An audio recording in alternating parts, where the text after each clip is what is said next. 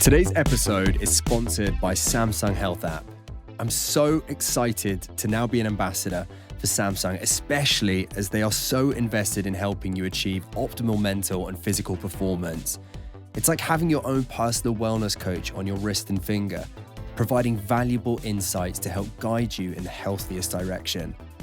The Samsung Health App, connected to your Samsung smartphone with either your Galaxy Ring or Galaxy Watch, will give you a better understanding of yourself. And I can vouch it has helped me so personally since I started using the Samsung technology.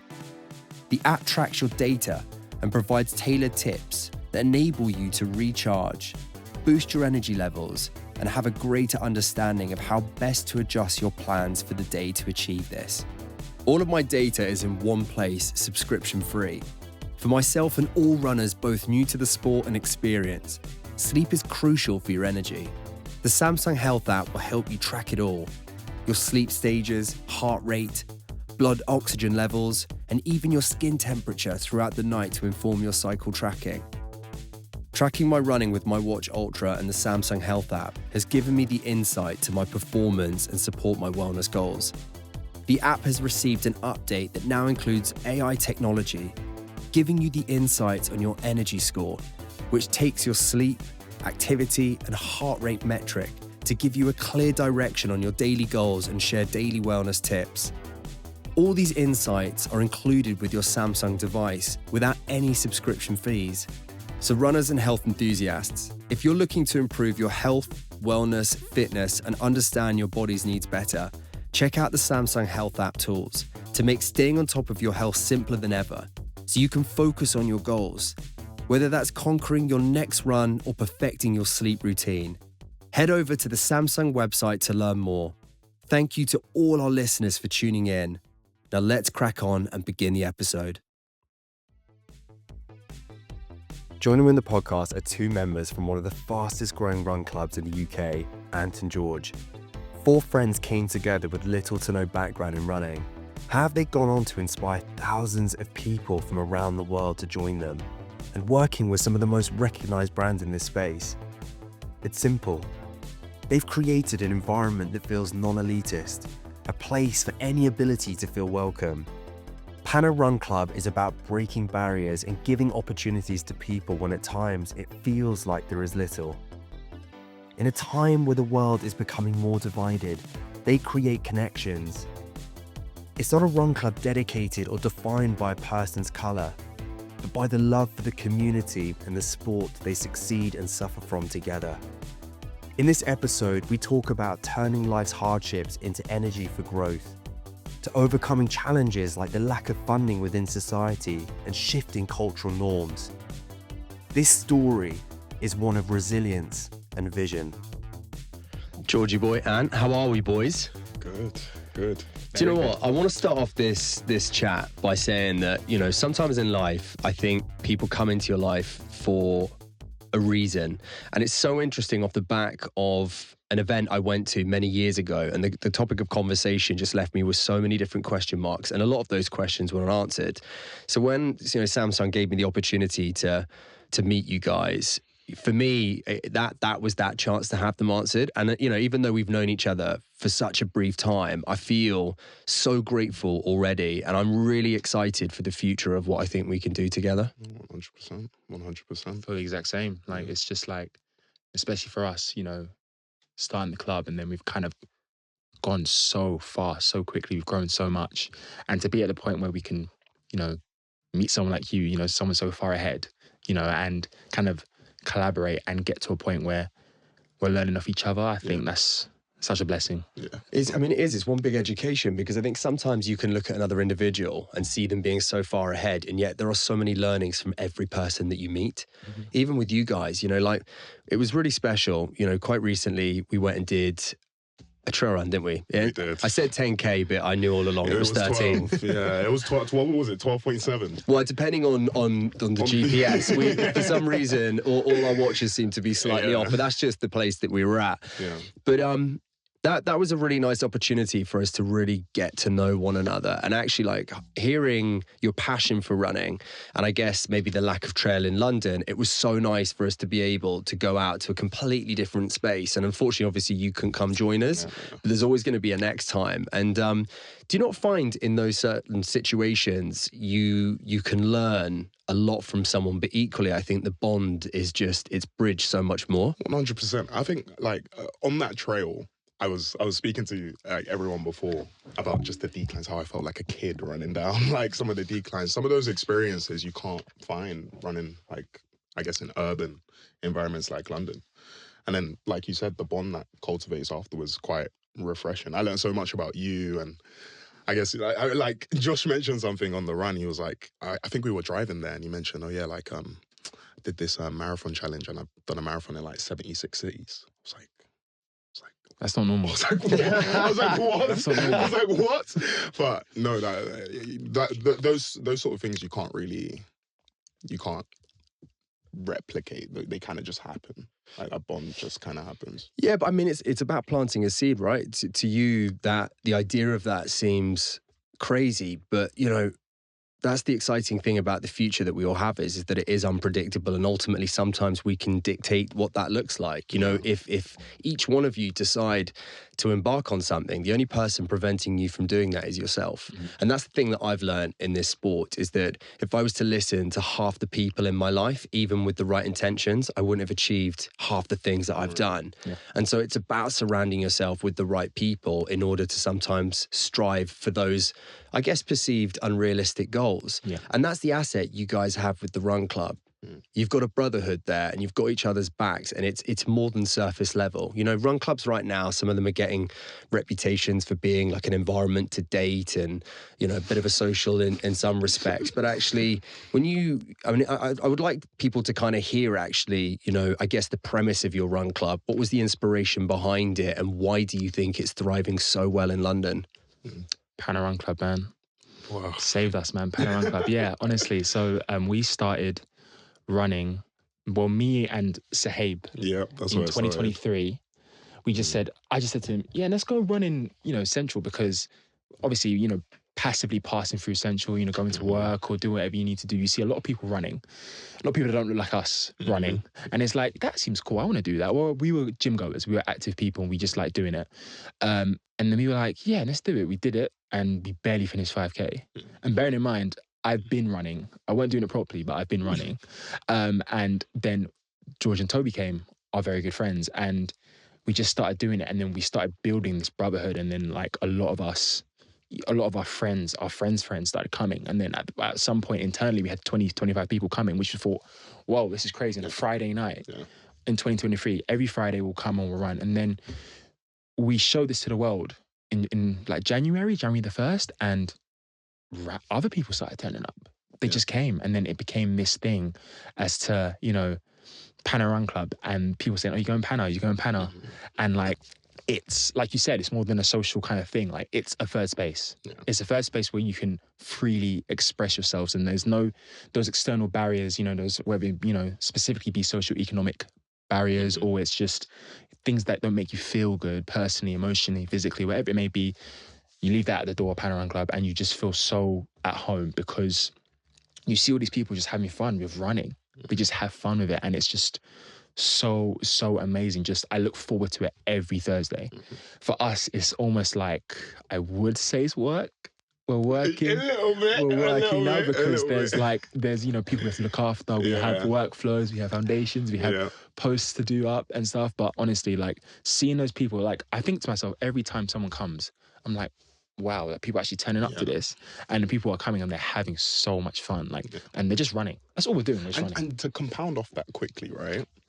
Before it was formalized, like, of course, we formalized things at the beginning of this year, but before it was formalized, we never, like, I don't know about you, I never asked anyone, oh, come and join us on a run. No. Like, me and Toby say, hey, we're going on a run. Like, please come. Never asked anyone to join. It was just us, like, we'd run, probably post, like, a picture of us on like Instagram or something, and people be like, oh, like, when are you next running? Like, when are you next running? So I guess that the authenticity, the originality of what we had and it was kind of clear that we emanated a certain energy that people. Yeah, that was the first thing we saw. That was it. Yeah. And then people were sort of coming week in, week out. And I guess that kind of expounded outwards to beginning of the year, other people that we didn't know turning up to Run Club. I remember asking people like, like early weeks, like, why so who do you know here? Yeah. And they'll be like, No, oh no, I saw you on TikTok. I'll be like, oh, so like this is bigger than what we thought. Yeah.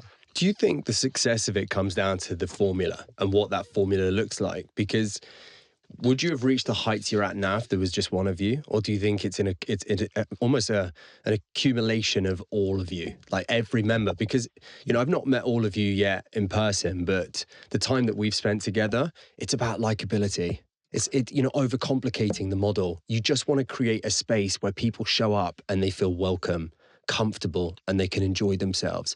What I loved about you guys when we were chatting about this is it was about creating a space that wasn't hard. It was an event. And I think that's really important, is that if you have that premise, there's no reason why it can't be a success. Because I think depending on certain run clubs, you guys have touched on this a lot, there's this interpretation of it being quite an elitist sport, and that can put an awful lot of people off, especially if you're new to it. So I think for you guys to articulate that very early on is probably why more people feel comfortable. 100%. And we spoke about this in the car. I don't know if you remember the whole elitism point, but I think George, whenever you speak, brother, you can't not listen. Yeah. If the Run Club and it won't ever doesn't succeed, just public speaking, or a poet. I've never met a man incorporate so many big words that even I don't understand. Begrudginate and. What does begrudginate even mean? Honestly, this is the thing. You could even say it to me, and I'm sat here going, "Wow, this guy is phenomenal." No, but what I was going to mention, right, was the elitism point. Was that you got to stop? But the point is like, and especially early on, and you mentioned the formula, right? And I personally think it is a bit cumulative. So the fact that it's myself, you, Toby, Sahib, we all add the pieces to the pie. It all adds the pieces to the pie. But the likability that you mentioned, I don't know, like, I can ask you, right? Like me and you and Toby went on the trail run. Yeah. And now you've met Anthony.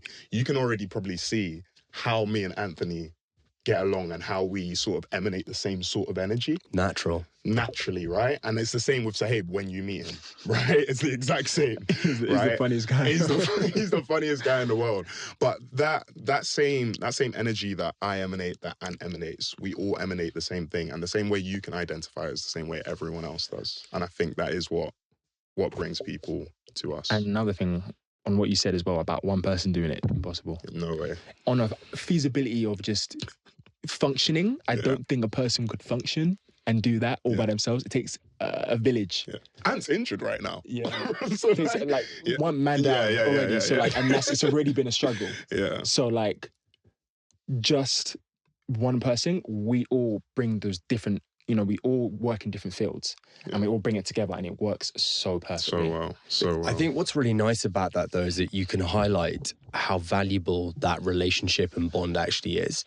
Because there are times in these situations where it can feel vulnerable. The pressures of continuing connecting with people, aspirations to maybe go on a larger scale. I don't know. Like right now, you guys are predominantly in Wembley. There's no reason why that can't be extended further. Why not branch out to different cities? Why does it have to remain just in England? It could be the entirety of the UK and then it could be global. I mean, really, again, that comes down to you guys. And, sometimes I think people can overcomplicate it and maybe they can undermine themselves based on their backgrounds. You guys, it's not about being exceptional runners. It's just about being good people. And I think sometimes the gift is just yourselves. And like I said, we've only briefly known each other, but the fondness I have for you guys already, but equally, for me, it's the understanding of knowing like what impact you're having, not just in sport, but in society. Because I think with run clubs, some of them could be quite surface level. It's the deeper impact that you're giving people in their broader life. Just by being with someone, we've spoken about this, it's like silent therapy. A lot of people realistically in that area where you're hosting these run clubs are probably going to be going through something. And actually they're not seen, they're not heard, and they can still run or come to your run club and run, still not necessarily be seen or heard, but feel that, if that makes sense, just because of the warmth that you guys give out. And also by setting that standard with the broader run club, you know, for me, it sets a tone, which is so important. I feel like we kind of naturally I'm speechless. I was speechless. That was profound. That was amazing. profound. Yes, Georgie. That was profound. I feel like we naturally have that kind of, how are you kind of energy. We don't have to, you know, ask. It's kind of, it's felt. And like, you know, here, you're okay. When you come here, you're okay. Like, no matter what's going on at work, what's going on in your life, family, friends, loved ones, partners, whatever's going on, you're okay here. Yeah. That's the one place you feel safe. And it's also, and I've especially noticed this recently.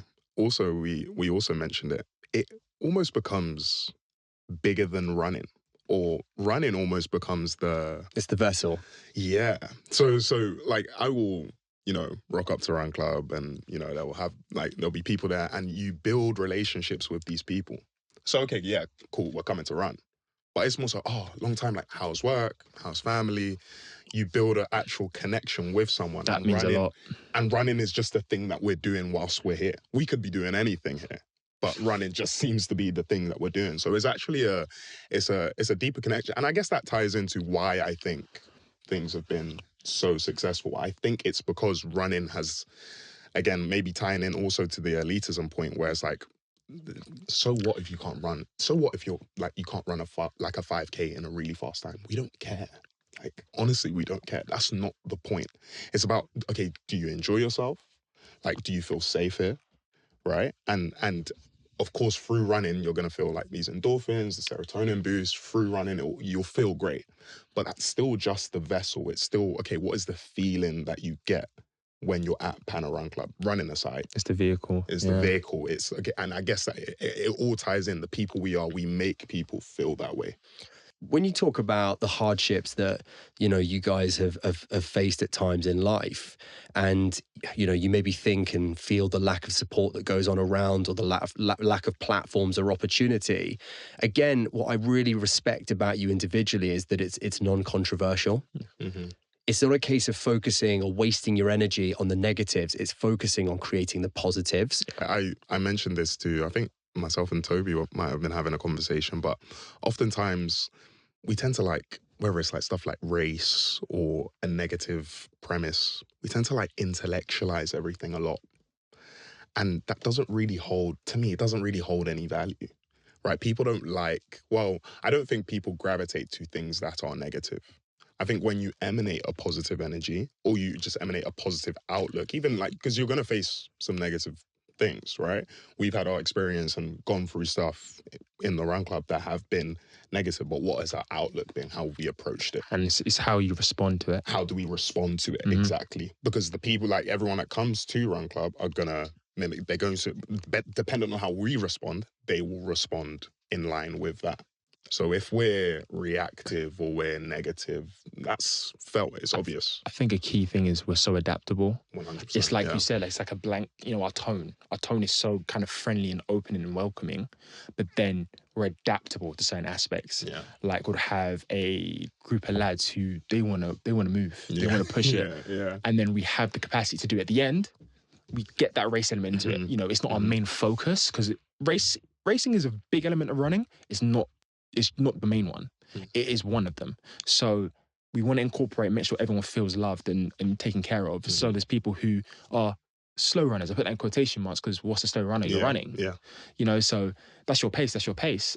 We make sure they're not left behind. We make sure that they're taken care of. We make sure that they're supported. Someone's going to be with them. Even if they're so slow that it's not the main pace of the group, they're there. Yeah. They're there. The way our pace groups are set up, let's say you're in the fast group and you think it's just a bit too fast today, there's a group right behind you. Right.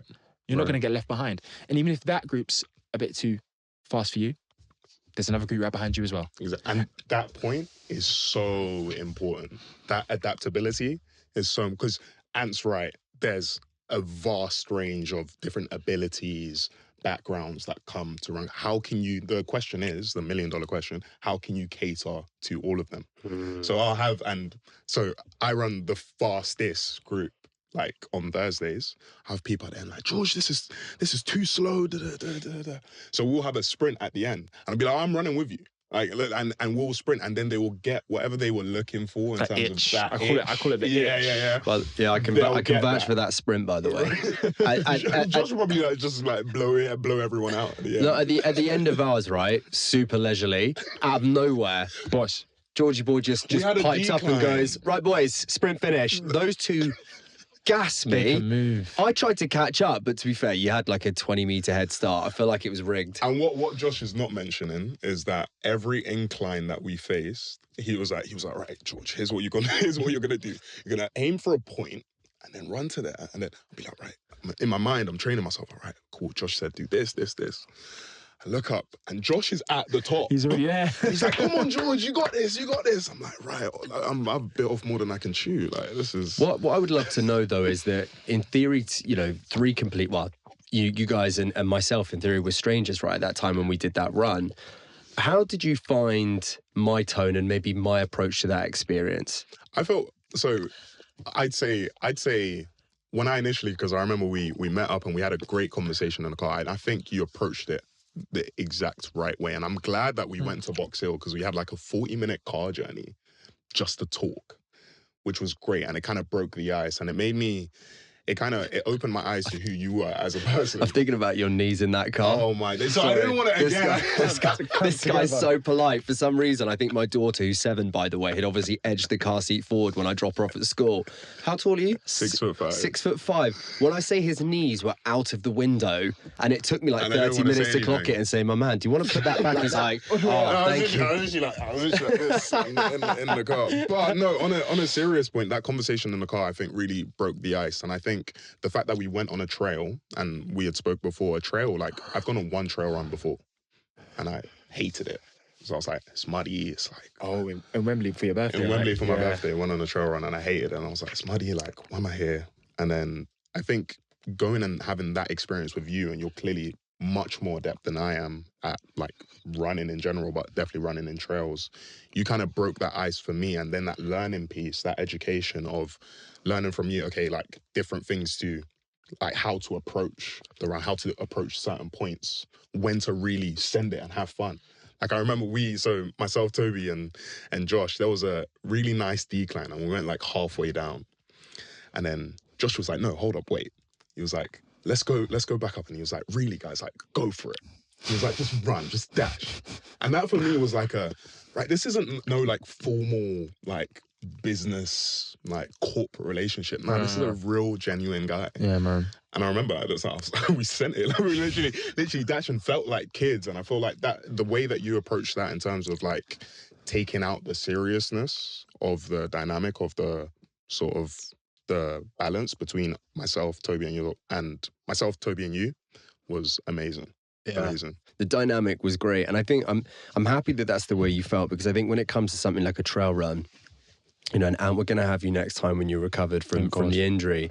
It's just about highlighting the beauty and the value of that particular experience, because what we could have done is just run 13K and completely missed, like, all the important values of it. And for one, it was being one in nature, actually taking in the peace and the tranquility that was around us. And both of you touched on that actually several times throughout, just being like, this is so beautiful. The appreciation of the environment that we're into, because, we've spoken about this before where, you can find yourself originally in a block of flats, and then you find yourself with a garden, and you can distinctly tell the difference to your headspace, to the creative, to your gratitude. And for me, that's what that's like. It's offered to everyone, and it's for free. And that's what's so special about it. But equally, you touched on it there, it's about bringing the inner child back. Society breaks us so many times, and sometimes we can become too serious, and it's so nice when you have a friend or a friendship that I think can bring that out of you. And I mean, what person, whether you like running or not, doesn't want to run as quickly as they can down a hill? I mean, half the people that were casually walking their dogs were like baffled Yeah, by what yeah. we were doing. A couple of people we passed were like, can't believe you guys are running. It's like, just laugh at them and keep going. But it's that ripple effect now that we spoke about, you know, not just with the Pana Run Club, but, you know, equally, if you guys were to invest in a trail run for the future with certain people, it's the fact that you've experienced that, but equally you can now take them on that experience for themselves, and hopefully will show them, you know, the best of it. 100%. I remember like thinking on the run, I was like, there's probably so many members of our club that have never ran a trail. They don't know what a trail run is. You probably say trail run, they're like, what? They don't know what that is, and that's what kind of, you know, I would say upsets me, because it's like, you know, not that they're blocking their blessings, but they don't know. It's like they don't know what's behind that door. Yeah. They're so close to the door and they don't even know behind it. It's not their fault. They're accustomed to running in London. It's, you know, the city running and how it is, and like, you use your space. Running is probably the most accessible sport in the world, and it's still not accessible. That's what the funny thing is. Like, there's, you know, we have such, like, a majority of this country is woodlands. It's nature. It's free, and we still have a lot of runners who they can't go. It's not accessible. They can't feel that, you know, that first, you know, breath of fresh air after they've just done their first, you know, interval or their, you know, decline or incline, whatever it may be. And that's what's, you know, that's a key thing we're trying to break down. Yeah, You I think as well, I think there's probably a lot of people that were similar to like how I was before my first trail, that kind of think, oh, like, why would I want to run in like the mud and like in the dark, and like not have that kind of conception of, oh, nature can be beautiful, nature can be refreshing. But I guess again, that's on us, like breaking that boundary down, opening that door. Definitely times in my life with running since I've taken it up where in my head it went from being this really empowering and positive thing to sometimes actually becoming the hindrance. You know, if my health hasn't been great, it's about being mindful of when to turn it on and when to turn it off. But also having the right people in your environment, I think, to shed light on that and communicate that message to you, because, you know, sometimes it's hard to listen to yourself, right? So hard. Like, you know, right now I'm injured, and that is, it is my fault, because, you know, it was, you know, a stress fracture on my left leg, and that's because I think I wanted to. There was the time where I was really busy and I wasn't feeling the best, but then I had a free week where, oh God, I got to get the running up. Got to keep going. Got to get, you know, got to catch up to the boys. But if I just listened to myself and I just took it easy and eased back into running, not doing a double session in one day, I think, you know, I wouldn't be in this situation. But hey, you live and you learn. That's why I love an injury, because an injury is the time to kind of step back and, you know, reassess and kind of, you know, use this as an opportunity to kind of work on other things. I'm in the gym, you know, working on my balance, working on these other kind of functional exercises that can make me a better runner for when I come back. How ethnically diverse do you find your run clubs? So many diverse people from different countries coming to our run club, which is something I really love as well. But a key thing for me is we have a strong female core. Majority of our runs every week is majority women.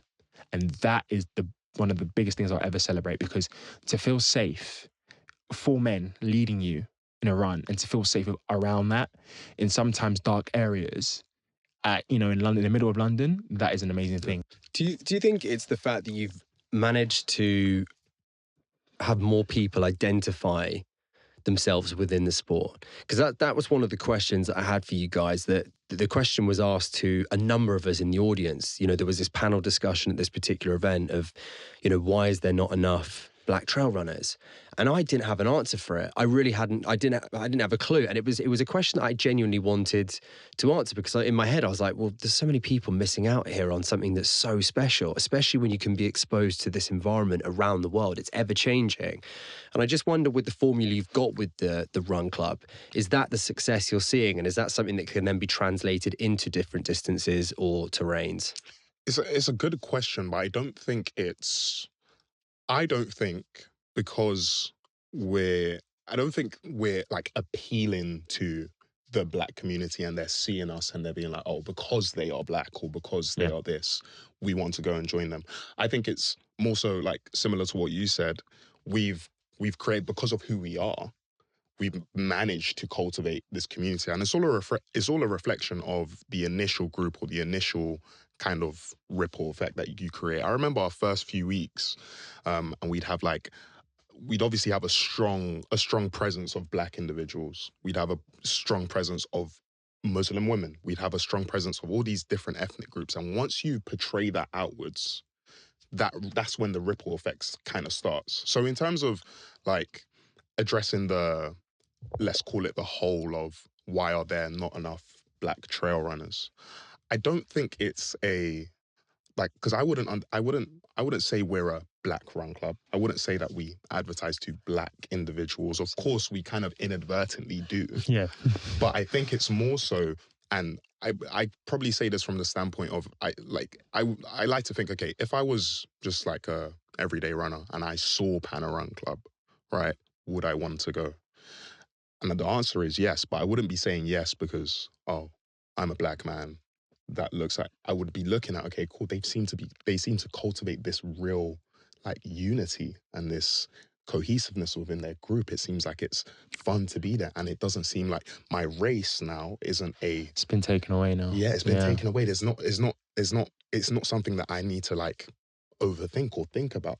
I remember telling you in the car about an event, and I won't mention who, that we went to, that I felt like we were the only black people at the event. And I felt almost like, It's not a good thing when you're thinking that. yeah, it doesn't feel nice when you have to think about that. And I think maybe to go back on what we do, it's nice to cultivate a community where when you go, you don't even have to think about it, where it's not something that you have to identify with. It's more so, like, these guys are cool guys and it looks like a cool thing to do. And I'm going to really enjoy myself here. I would say ethnic minorities have less life chances, so they're less likely to explore, less likely to kind of, find out different avenues of exercise. The gym is an accessible thing sometimes to some people. So then let's say you want to run, but then trail running isn't really something you do by yourself, and you only feel good with black people. Then you have to find a black trail running group, and then this black trail running group is still a black trail running group. You want to remove the black out of it, and then now they're a trail running group. So there's a lot of barriers to break down before you get to a nice population of it just being a normal thing. Because these run groups that we have, there's so many other run groups, and it's so amazing. Run crews, and we're just run crews. We don't have to put the black in front of it. Yeah. We don't have to put the black in front of it. We're just there. And I think trail running, we're starting to kind of prod into there now. We've spoken about the lack of funding. We've spoken a lack of opportunity in terms of places to go and connect with other individuals. If you look at paddle, that's another amazing sport that's coming through the ranks and is connecting different people of all different abilities. But that's only now. Yeah. In reality, when you live in London specifically, if we're just going to highlight the city, what actually, like, bar drinking culture, for a lot of us, what really was there to do? You're right, the gym for some of us was kind of a space that we could go to, but it's refreshing to have different choices. Absolutely. And so, like, I'm so grateful that running became a big thing during lockdown and post. It's funny that you mentioned that. It's like, I know we haven't mentioned it yet, but one of our reasons for, I guess, starting, well, one of mine anyway, was that I always used to, like, of course, we're all busy people. We all work full time. And like you said, drinking culture is so huge in London. And I guess party culture is quite big too. And before we used to run often, like oftentimes, sometimes like I wouldn't see Ant that often, or I wouldn't see Toby that often. It would be like at times where it was convenient. In the function. Right? In the function, right? At the motive, at the mo. So I guess what the Run Club kind of gave was like, okay, cool, I don't need to see you just like at a party. We can meet up and go for a run, right? And I guess that, to your point, is a direct combat to, like, I don't want to say drinking culture, but again, having a third space, having another thing that you can do that is outside the realm of our drinking alcohol, that you can connect with your people. Because that feeling, and I'll never forget it. There was a day that it was myself, Anthony, one of our friends, and Toby, and we first ran our 15K, and Ant was really pushing us, and I think I'd only ran 10K, like beforehand, And I was like, no, we're going to do 15. I got to 12K, Josh. I was dying, right? And just the feeling afterwards, and I was like, no, I've just shared this real moment. I felt this sense of accomplishment. Oh, I just did 15K. That is a one thing I Oh my think that gosh. running adds. Is, Yeah. you know, it's a shared experience, Yeah. shared pain, shared Yeah. joy, Yeah. shared fun. It's Yeah. shared. Yeah. So that's such a barrier that's broken. When you're running, you also all of a sudden have this confidence to speak to the person next to you because you're, oh, how's this run for you? Are you okay? Are you tired? Because you're feeling the same thing. Yeah. So it's like such a blessed thing to have. You know, I run because some others can't. Yeah. You know, and I want to take advantage of that. Yeah. So, and I want to share it as much as I can. So that's why, you know. You can't put like there's nothing that you can't really vocalize it, that feeling of that shared pain, the shared happiness afterwards, the shared accomplishment.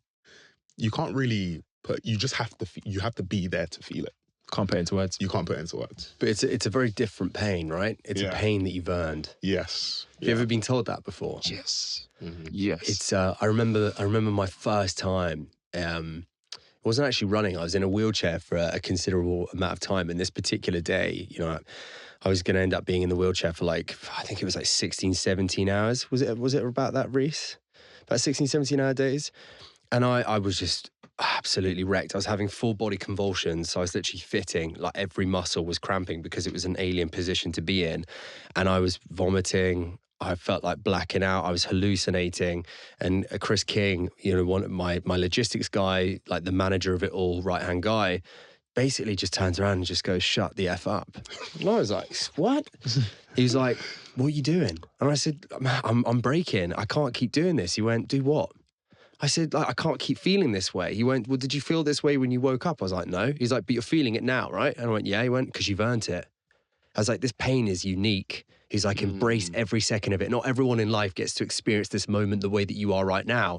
I know, at the time, I'll be honest, I just wanted him to shut the F up. I was like, I'm not feeling this, man. I don't know if we're... But actually, I ended up going into this flow state. These guys witnessed it. We have it on camera where I went from 5 miles an hour to 15 miles an hour and I held it for the remaining 5 miles and I had to be restrained at the end because I felt like I could go forever. And I always look at that moment and I'm so grateful for it. And actually the fact that you guys are experiencing that in your own way, again, it's just that reminder that not everyone in this world is ever going to or could experience that gift. And it's like, how do we create these moments for them or these opportunities where they can? Because for me, it's the impact it has on your broader life. Like we said, running's just the vessel. But, you know, when you go into any situation, whether it's a relationship, friendships, and you kind of question yourself or even career and you think, oh, I don't know if I can do this. When you reflect on that 15K and you're telling yourself every step, I can't do this, and then you do it, sets a standard. Yeah, and you can't put that into words, and it's so gratifying extending that to other people. I remember, like, in the car, you asked me like George, like, it might have been on call actually. You asked me like, George, what's your why?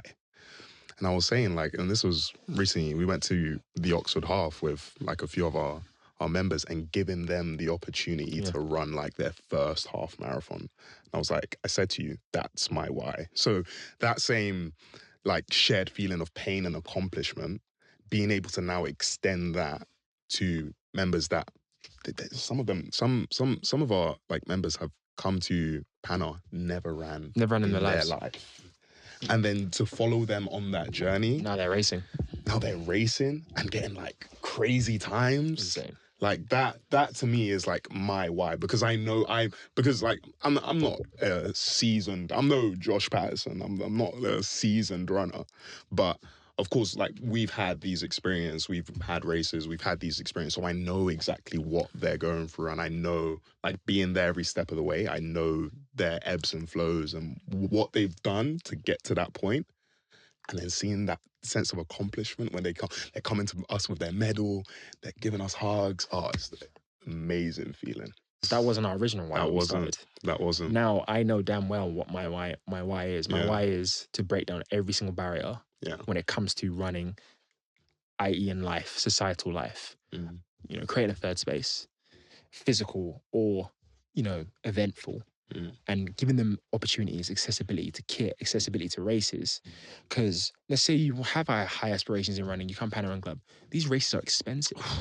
It's incredible to me sometimes that you have to pay to run sometimes. And get, you know, that's a story for another time. Yeah. But cool, doesn't matter. We'll break that barrier for you. We'll do it for you. And so you could just go and be your best. And not even the races, the kit, shoes. No. Like you, of course, you would know, but like there are so many barriers. You've just made a point this, and I'm no Josh Patterson.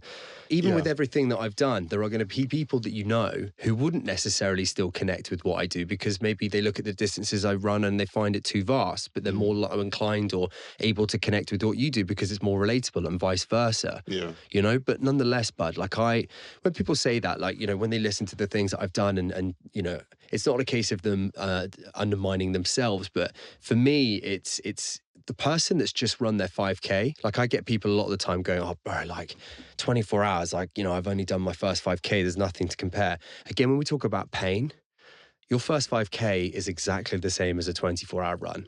Yeah. There is no difference there. Yeah. We are going through the same mental struggles. We are still questioning our why behind that.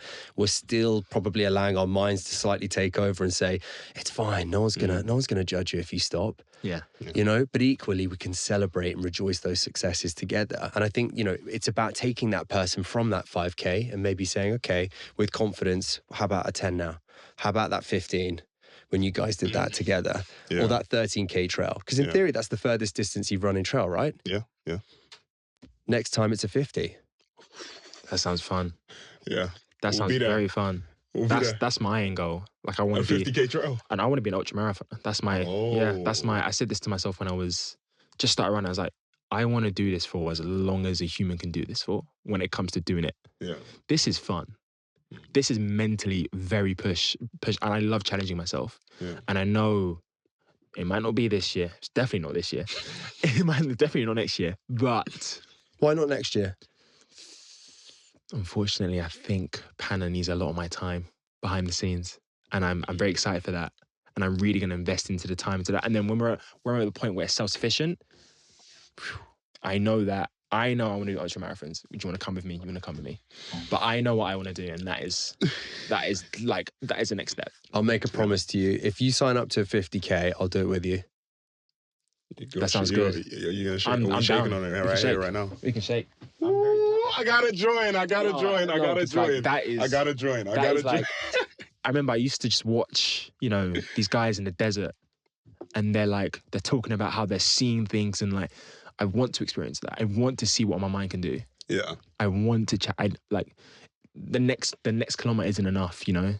I want to keep going, you know? It's not a case of it's a feeling more or less than anything else. It's unique. It's its own entity, and it's so special. For me, I've always used ultras as a vessel to, I think, try and maybe process and tackle some of the traumas that I've incurred in life. And it's always been just the most empowering thing. You know, like if people have ever questioned me in life, or I feel hard done by someone, you know, if someone's tried to lessen you as an individual, for me, that's always been the opportunity not to actually have to say it, but just show it. Prove it. You know? And even like with our parents, because this is a topic I really want to talk to the both of you. Like we discussed this, you know, when I talk about my mum and dad, you know, this was really alien to the majority of my family when I came into this. For them, they just saw this as like self-destruction. They just saw the pain. They didn't see the self-development or the pride or the passion that went into it. And it's taken 6 years for them to fully accept and actually embrace me and say, you know, I get it now. And it took several hundred people to run alongside me for them to really process the level of impact that was being made.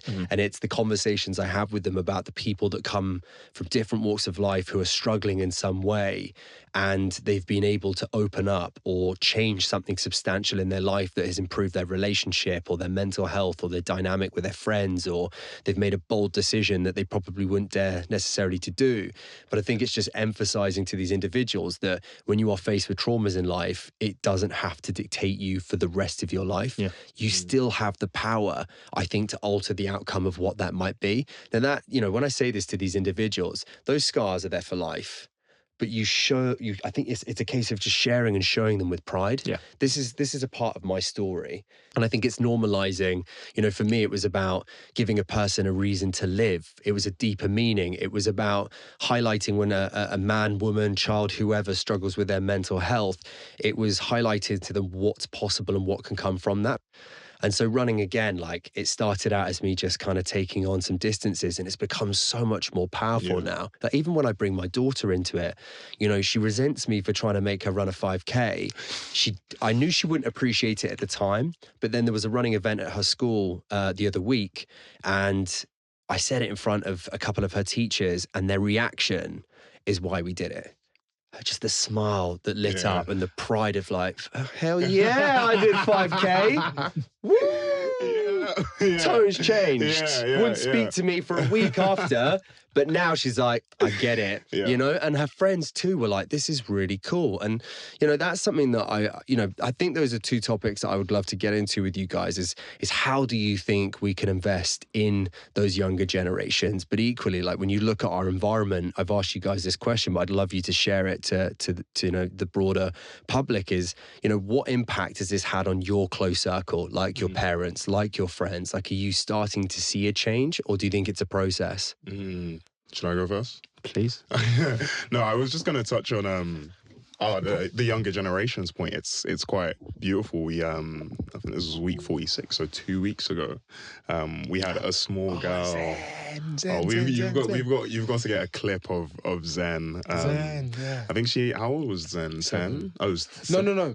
Don't quote me. I believe 10. she might. I'm not sure how old she was, but she can move. She joined the fast group. She's faster than me. And that's not hyperbole. That's like right now she's faster than me. Absolutely, right, she's amazing. But I think and I believe you spoke to. So she came with her dad. On a Thursday. Yeah, I spoke to her dad for a bit. And her dad also participated in the run.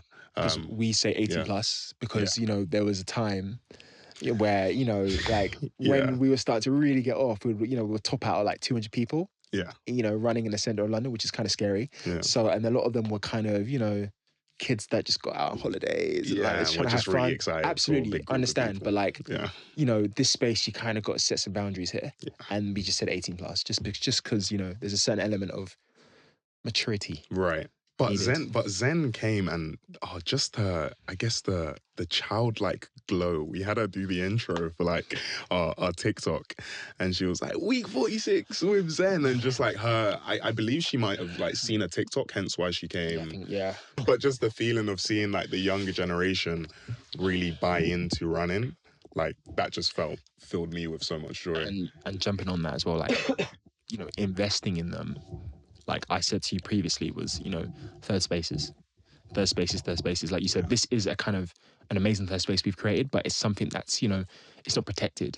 Right. It's not protected from the elements. It's not protected from, you know, society, you know, external. We still have people on the street. It's still, you know, other variables. We want to control the variables. So 4 walls is the most protected thing. Shelter is a need. It's a need for anyone. It's a human right, in my opinion.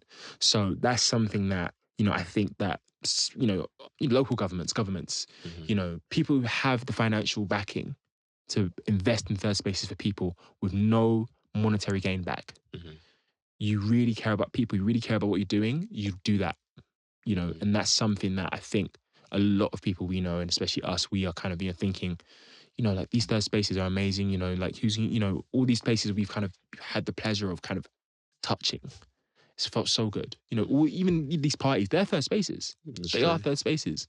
It's not the most ideal third space, but it is a third space. It's a protected place. And that's something that I think, you know, no matter how you want to put it, I think that's something that everyone needs. everyone needs. Well, I guess when you actually look at a lot of community spaces, like there seems to be a lot for males, which would typically be football. Yeah. I guess rugby, depending on the location. But from a female point of view, like if you don't pursue sport after school, what do you do?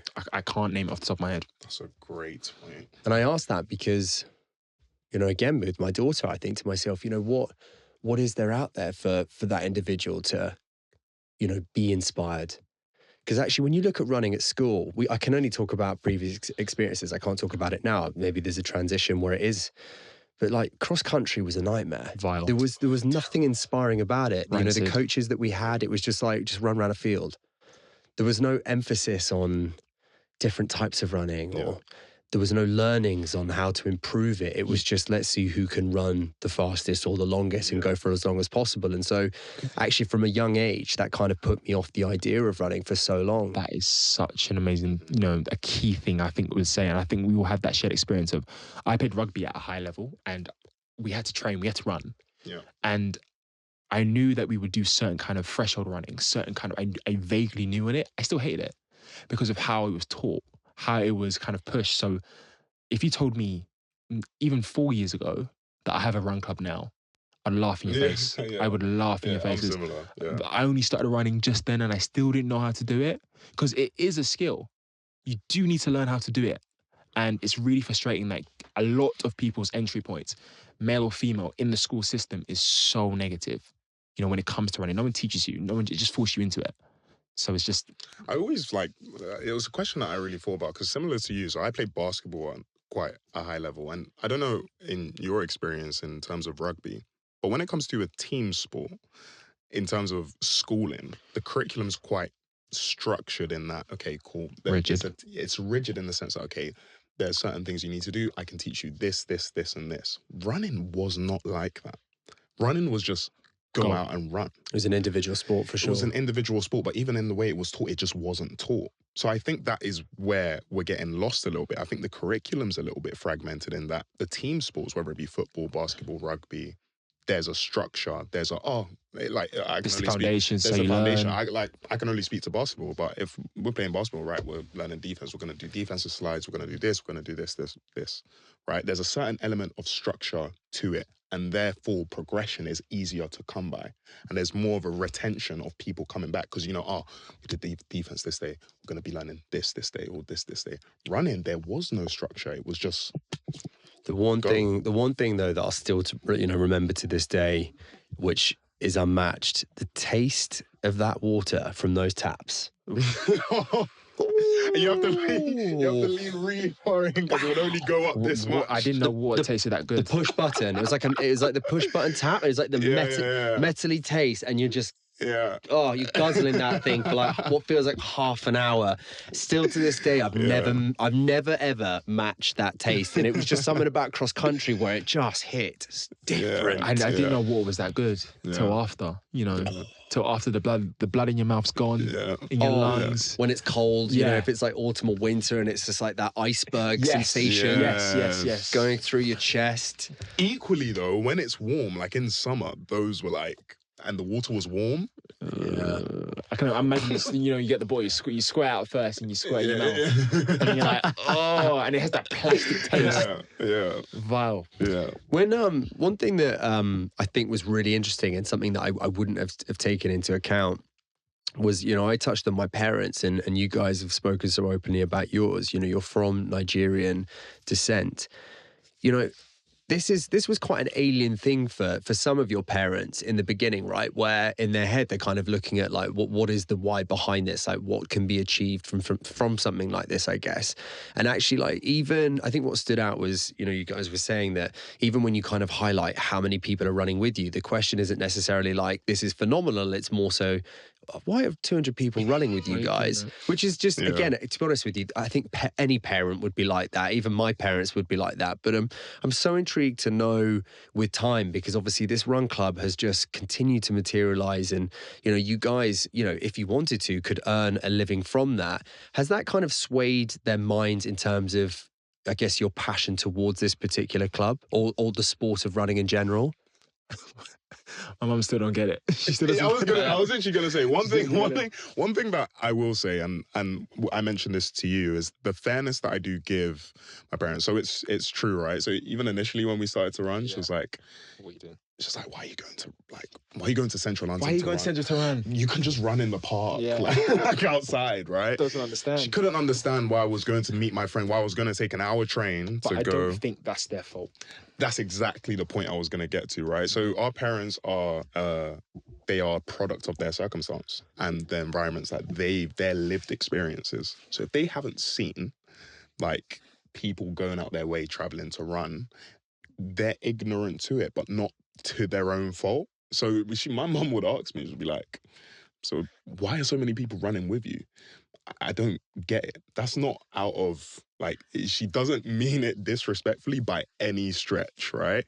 It's just because she's never seen that herself. Her lived experience in terms of her growing up in her environment was that just never occurred, right? And I'm sure it's similar for you. Yeah, and that's why I often, when I talk to my mum, I talk about life chances. Yeah. In a sense that, you know, they've kind of made a sacrifice where they've put us in this area, given us this education, given us these resources. They don't even know. You know, we're surrounded by so many people. The fact that I know that I can go for a run and I can potentially go for a trail run now.